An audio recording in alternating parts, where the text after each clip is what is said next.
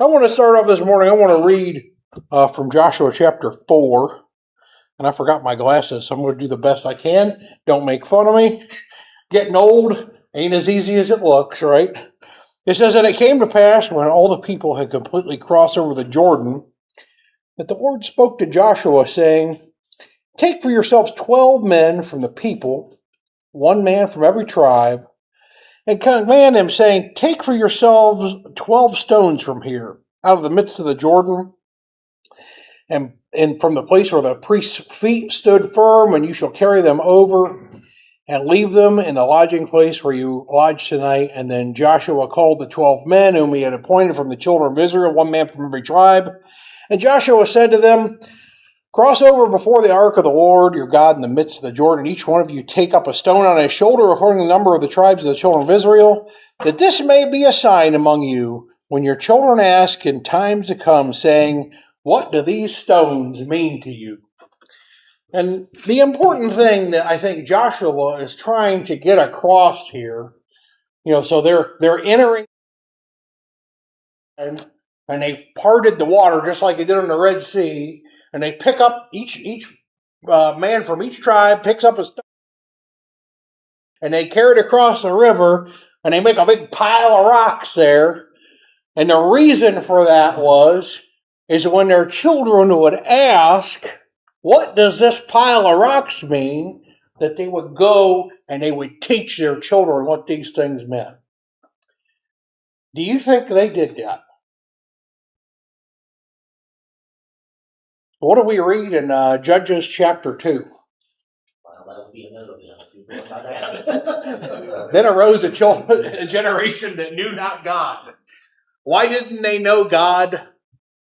Because they weren't taught.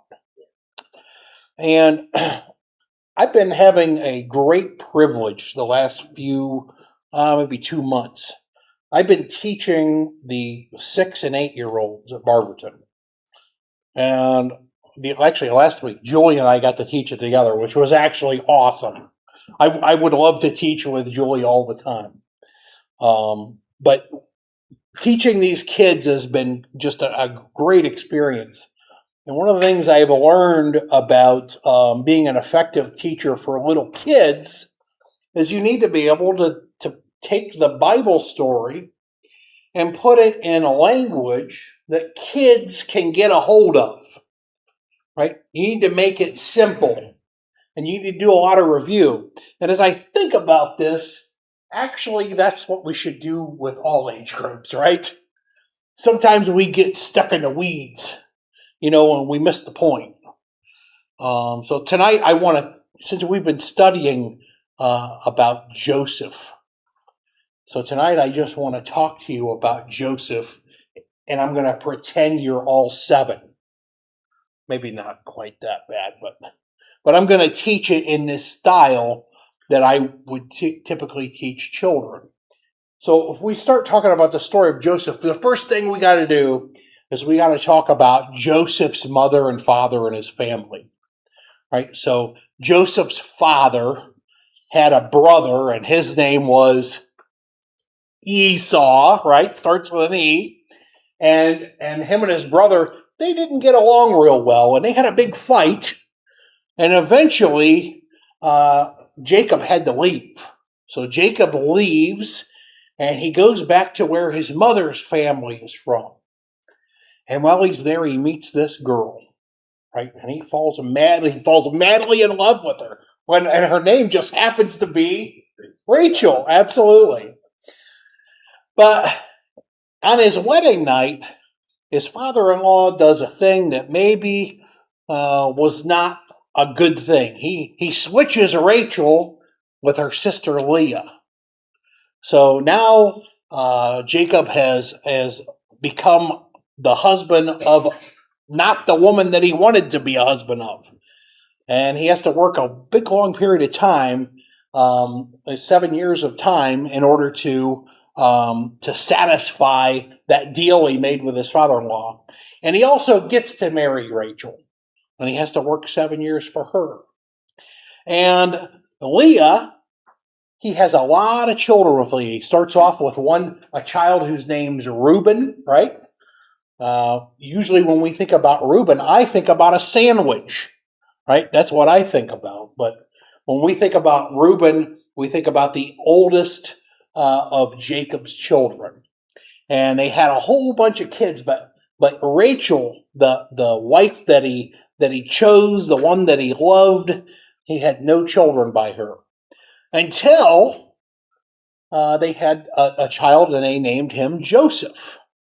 So Joseph became the favored child, and Joseph had a lot of brothers and sisters, and sometimes it's hard growing up in a family with a lot of siblings. And maybe if some of you guys had a lot of siblings, and maybe you have to think back, think maybe sometimes there might have been some jealousy. Sometimes we might think that mom and dad like one kid better than the other kid. We might think that, but hopefully we don't know that. But in this family, all the older brothers and sisters, they knew that Joseph was the favorite child. They did not hide that. In fact, that Joseph's dad, Jacob, gave him a special coat, right? So that would spark some jealousy. They may have some problems with that.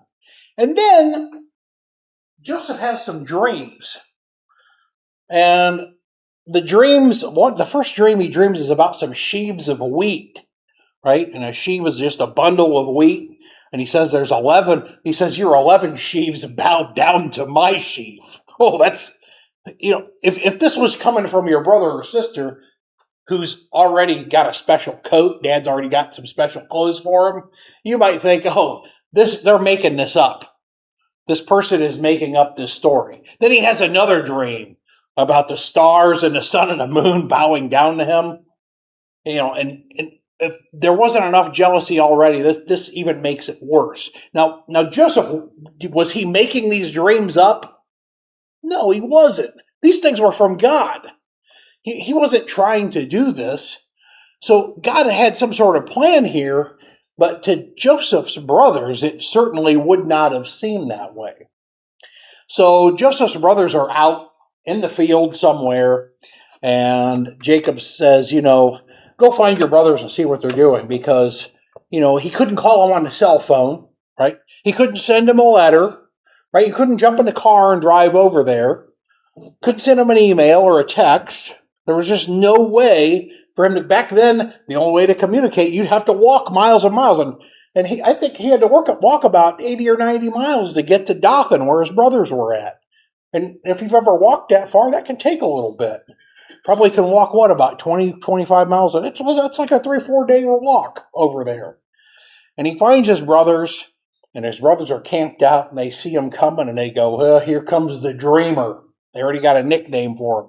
My Uncle Vern told me one time, we were down south hunting, and somebody called us an acronite. And my Uncle Vernon says, he goes, when they got a name for you, that ain't good. And that's true. If you go to some other place and somebody's already got a name for you, that's usually a bad sign. Well, they've got a name for their brother Joseph. So they get him and they throw him in a pit. Now, Reuben, the oldest, wants to try to get him out and save him. But before he can do that, his brothers, they decide against killing him, because that was their first thing they were going to do. And they decide to sell him to some Midianite traders. And the traders take him down to Egypt. And we can already see, you think about maybe the story of Cain and Abel, where you have two brothers, and one brother is mad at the other brother, and he wants to kill the other brother. That's the same situation here. Except we've got a bunch of brothers. We've got 10 brothers, and they want to kill this one brother. But they sell him to these traders, and they take him down to Egypt, and he ends up getting purchased by this guard of the Pharaoh's household. And that guy's name is Potiphar, right? And Potiphar's an important guy. Does anybody here know any army generals? I don't either. That would be, Rick, you're in the military. Are you? I know some colonels, but I didn't know. I didn't really know any generals. I've had a few. Like the average, that's a person that's extremely important and the average person wouldn't meet. So Joseph goes and works for this very important person. And he kind of got a raw deal, but he goes over there, he starts working, and buddy, he just does a great job. Everything he touches turns to gold. And Potiphar notices this, and eventually Potiphar just gives everything that he has under Joseph's command. And Joseph could do anything he wanted. But Joseph had a problem. See, Potiphar's wife got looking at Joseph, and she liked him. And Joseph knew that this was his master's wife, and God would not be pleased with him if he were to show affection towards his master's wife. So when his master's wife would try to hold his hand or try to get a kiss from him, right? I would tell the kids this, and this is a story. This is the thing. Sometimes when we're telling a story to little kids, this could be a delicate thing. So we got to be careful on how we tell these things, right? I think we all understand this. So eventually, his wife just has had enough of it, and she tells a big lie, and Potiphar gets really upset, and he throws Joseph in jail.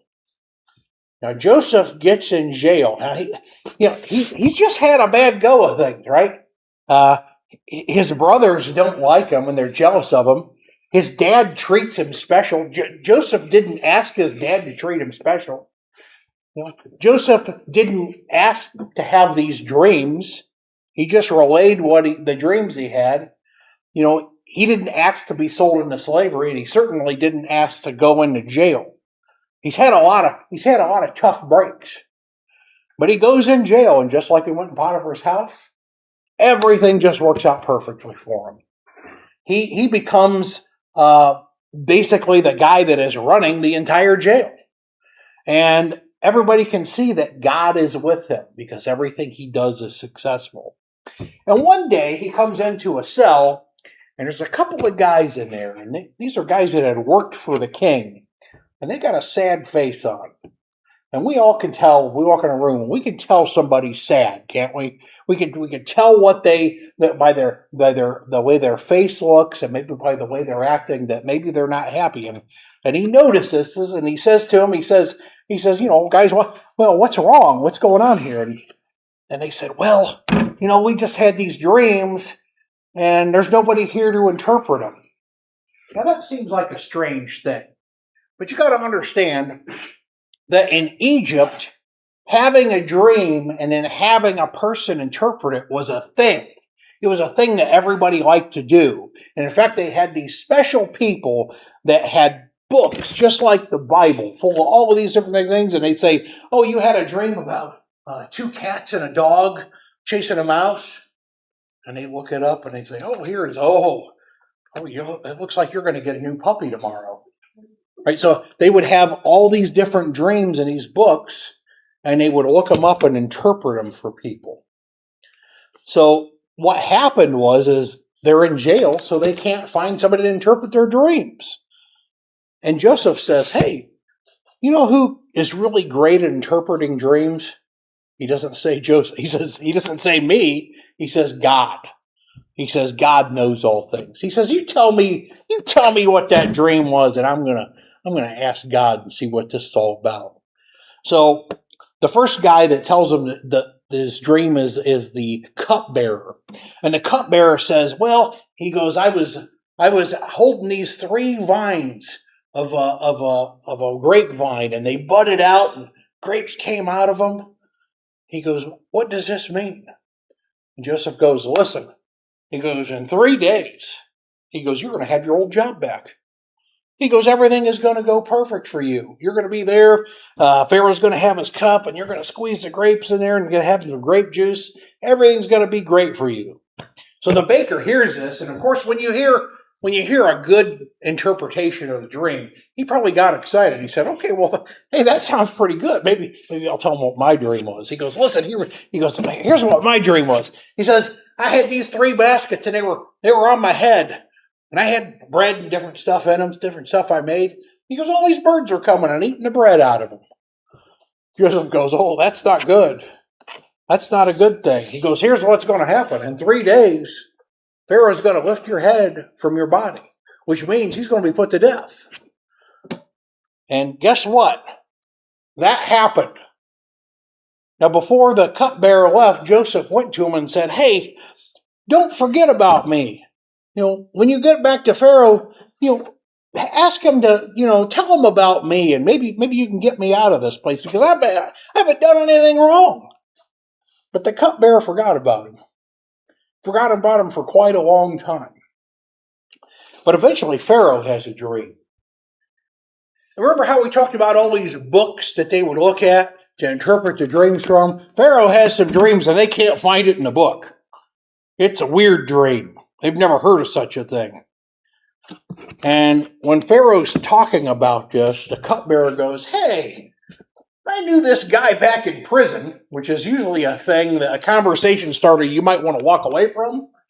But this guy, he says, I knew this guy back in prison who was great at interpreting dreams. So Pharaoh said, well, bring him out. So they got Joseph and they cleaned him all up and shaved him, made him look good again, brought him before the Pharaoh. And did Pharaoh go, or did Joseph say, yeah, I'm your man, I can interpret any dream? He didn't say that. He said interpretations belong to God.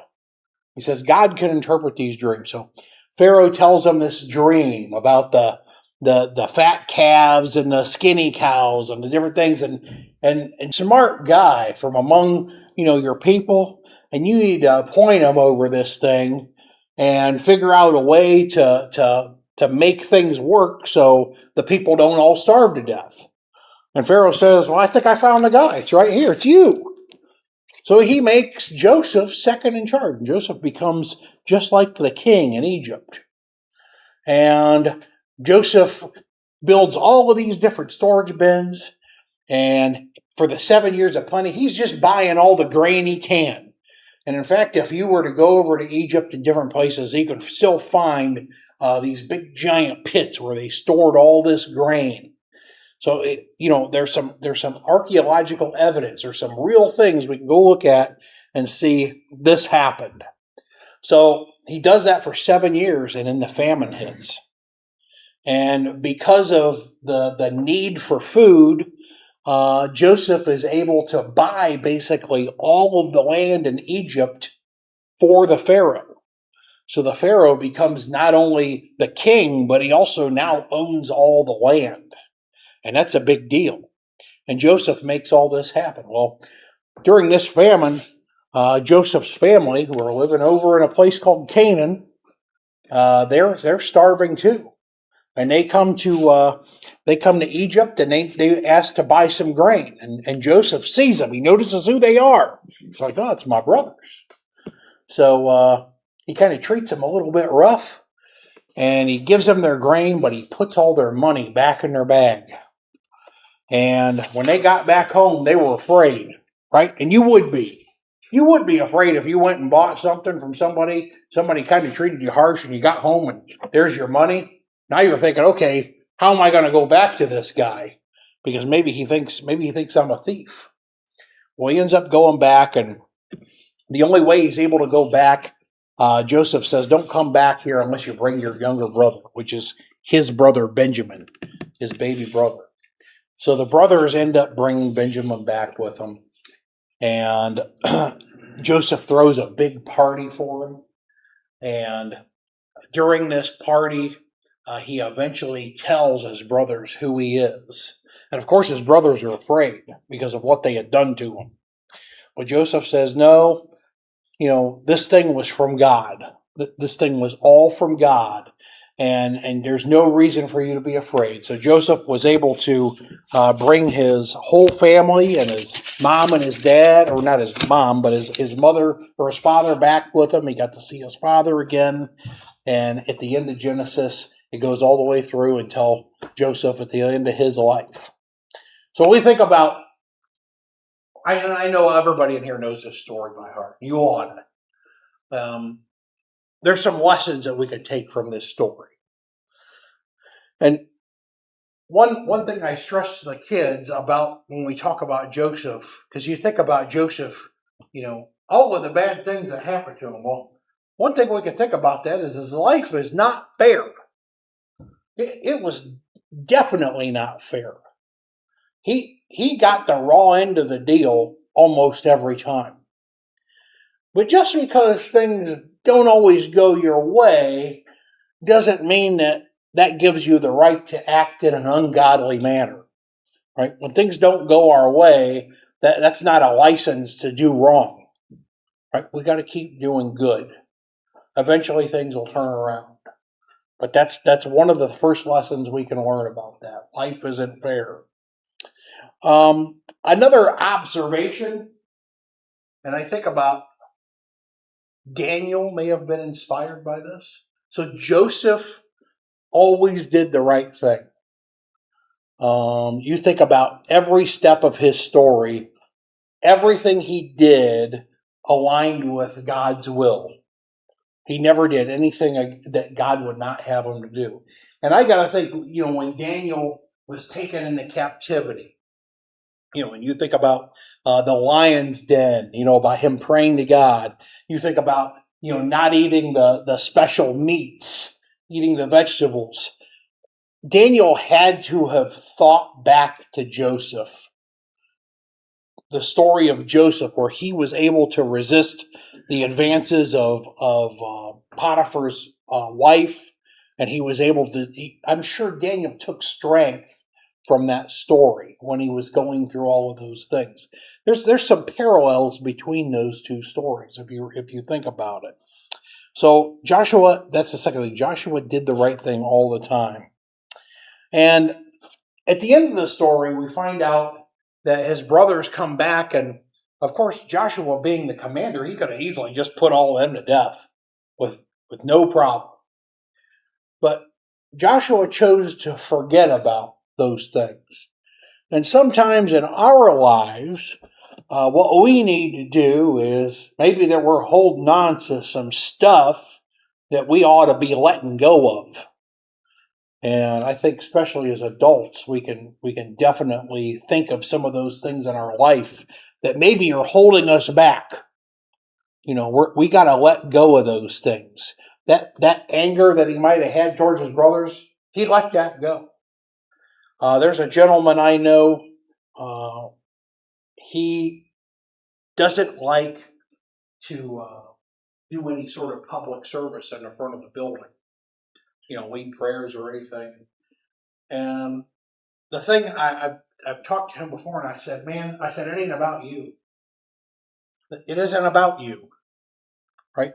Our service to God isn't about us, right? We need to forget about that. And if we can forget about that, sometimes that'll help us become better servants of the Lord, right? The things that are holding us back, get rid of them, right? God would not have us making excuses of why we can or can't do a certain thing. That's maybe a point we could take from this story. Joseph forgot about the things. He chose not to remember certain things, but he chose to remember God. And that's a thing that we can take from that, right? We can choose to remember God. And I guess the last observation I would make is that Joseph in his life, his faith was shown by his actions. Right? So it's not changed any today. Right? Our faith is shown by our actions. Right? That's what First and Second John talks a lot about those things. James chapter 2 talks a lot about those things. Our faith is shown by the things that we do, and we need to make sure that we're constantly striving towards the goal of heaven. And if I know that everybody in here is a Christian, say this every time. I personally know every person in this room. I know that everybody's a Christian. Everybody's been baptized.